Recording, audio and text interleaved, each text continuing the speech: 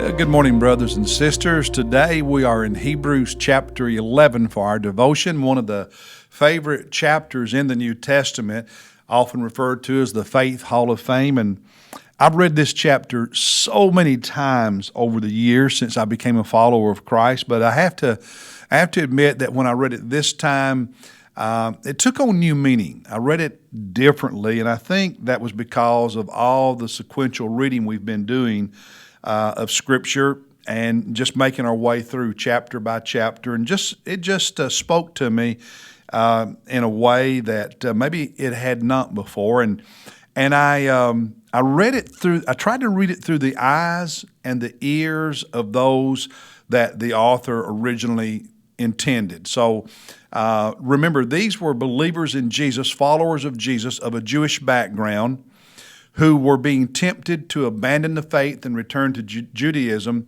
because of persecution and hardships in life. And as we focused on that in reading the previous 10 chapters and how he is constantly contrasting Jesus and his priesthood and his atonement, the new covenant, with the old covenant, the Jewish priesthood, the animal sacrifices, the annual day of atonement, how Jesus and his atonement and his priesthood are superior, and if they abandon him and return to Judaism, they're going to something lesser. When I came to Hebrews 11 and I was reading it with all that in mind, it took on special meaning for me. And here's what stood out to me. What he's really doing is this. He is appealing to their ancestors to encourage them to stay with Jesus, to keep the faith. He's appealing to what you might think of as their heroes of the faith, heroes of the Jewish past. And he's using them as an example and encouragement to these Hebrew believers to stick with it, to not give up and not quit.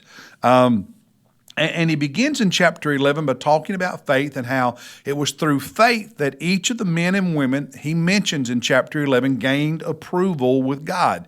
Through their faith and obedience that grew out of their faith. It was not through sacrifices and the Old Testament system. It was through their faith and obedience. For instance, look at verse 2.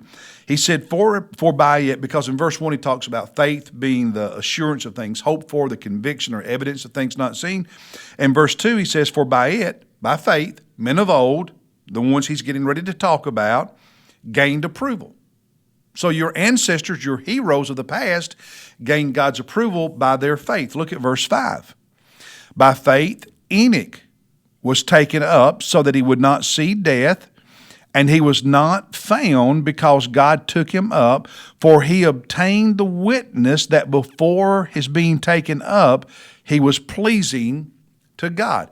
His faith made him pleasing to God. Verse 6, without faith, it is impossible to please him. So there's no way to please God apart from faith. And faith lasts. Faith sticks. Faith matters. And then he goes on in the rest of this chapter to enumerate all of these heroes of the faith. But it's interesting. When you read chapter 11, he describes the hardships and trials and tests and challenges that many of these great men and women of faith endured in their life. In verses 8 and 9, he talks about Abraham going to a land he didn't know where he was going and lived there as an alien. And the only piece of land Abraham ever owned in that new land was a graveyard, a burial place. And yet he remained a man of great faith that all Jews admire and that these Hebrew believers admired. So he said, hey, follow Abraham's example. Keep the faith. Verse 22.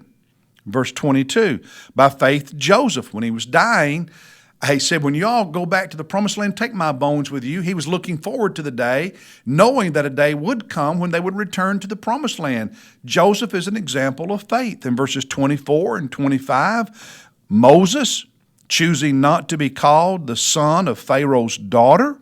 Verse 25, and choosing rather to, notice this, to endure ill treatment with the people of God than to enjoy the passing pleasures of sin, of being, royalty and so on.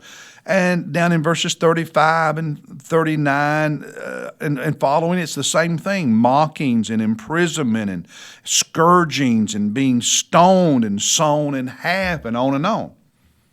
So he's saying many of these great men and women of great faith that are the heroes of the Jewish people and the heroes of faith, examples of faith, they endured hardship, but they never quit. So you believers that he's writing this letter to, who came out of Judaism and you're followers of Christ, but now life is hard and you're tempted to go back, don't. Follow the example of these who endured the hardship, kept the faith, and never, ever quit. And then throughout the chapter, he makes the point that these did not receive everything they have been promised in this life. Talking about Abraham and so on down in verse 13. All these died in faith without receiving the promises. Moses in verse 26, considering that the reproach of Christ is greater riches than the treasures of Egypt, for he was looking to the reward, looking for something into the future, if you will. Verse 40 at the end of the chapter. Verse 40 at the end of the chapter. Because God had provided something better for us, so that apart from us they would not be made perfect. In other words, all of those Old Testament heroes of the faith were made perfect the same way we are made perfect, through faith. Everyone is saved the same way, through faith. Everyone gains God's approval the same way, through faith. They were looking to the future. Without even fully understanding it, they were looking to Jesus. They received nothing apart from how we receive it. We're all in the same boat, he's saying. So don't give up on Jesus, because if you do, you give up on the very thing Abraham and Moses and all those others were clinging to. So do not do that. I think it's important for us to look at the example of heroes of the faith in the Bible and in our lives. There are men and women out there who love the Lord, who've been through a lot, and they don't ever quit.